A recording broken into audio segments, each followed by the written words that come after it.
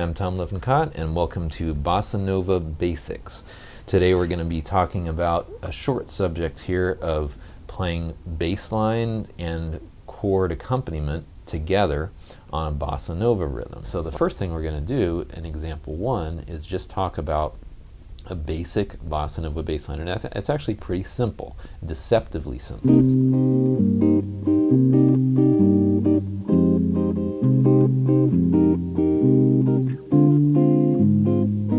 Take some time just working on that part of it and make sure you really got that to where it can be consistent, smooth, not one note jumping out from the rest of them or one note that doesn't quite speak.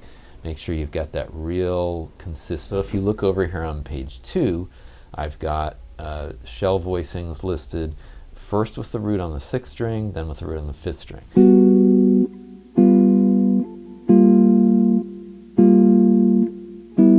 If you know those shell voicings, you can play the basic harmony of any jazz tune or standard, right?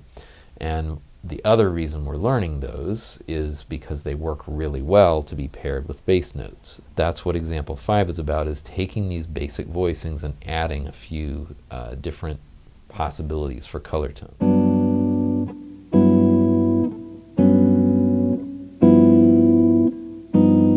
Okay, a brief note on page 4 about technique. You'll probably want to use fingers and not the pick for this. Brazilian guitar players traditionally play finger style, and that enables you to play the bass part with your thumb and the chords with your fingers. It's all different combinations that are possible with the fingers. There's the downbeat of beat 1 and the upbeat of beat 2. You know, all the different combinations you can think of. The more of those different combinations you have under your fingers, the easier it's going to be once you start combining them in more random ways, which is what is typically done on Bossa Nova. I'll just go through it step by step. Bass and chords together. This is example 12. Then the chord, then the bass, chord, chord, bass, chord. So the next thing I do is I take the chord changes of Blue Bossa and I apply that rhythm to it, that 2-bar pattern.